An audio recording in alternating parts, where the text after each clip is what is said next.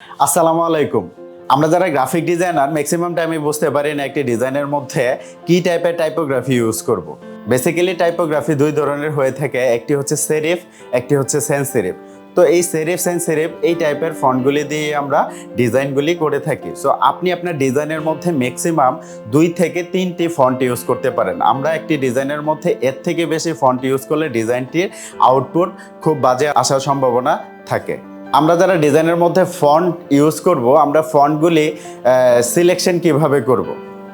আপনি আপনার যেই টাইপের ডিজাইন, ধরেন আপনি টেকনো রিলেটেড কোনো বিষয় নিয়ে আপনি ডিজাইন করতেছেন, আপনি টেকনো রিলেটেড ফন্ট ইউজ করতে পারেন। আপনি বাচ্চাদেরকে নিয়ে কোনো ডিজাইন করতেছেন, আপনি বাচ্চাদের কিডস রিলেটেড কিছু ফন্ট আছে, আপনি গুগলে সার্চ করলে পাবেন। এই টাইপের ফন্টগুলি দিয়ে আপনি ডিজাইন করতে পারেন। বেসিক্যালি ইংলিশ যেই ফন্টগুলি আমরা ডাউনলোড করে থাকি, দা ফন্ট নামে একটা ওয়েবসাইট আছে, এই ওয়েবসাইট থেকে আপনি ইংলিশ ফন্টগুলি ডাউনলোড করতে পারেন।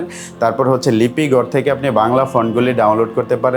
আপনি এই ফন্টগুলির সমন্বয়ে আপনি আপনার ডিজাইনগুলি করতে পারেন।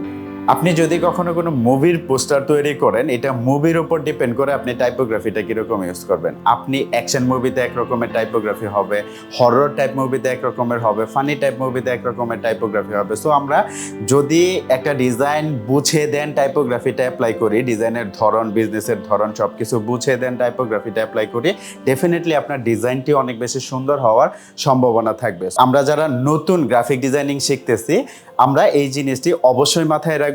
টাইপোগ্রাফি ইউজ করার ক্ষেত্রে আমরা এই জিনিসগুলি মেনটেন করে টাইপোগ্রাফি ডিজাইনের মধ্যে ইউজ করব। সো আজকে এই পর্যন্তই। সবাই অনেক বেশি ভালো থাকবেন, সুস্থ থাকবেন। আল্লাহ হাফেজ, আসসালামু আলাইকুম।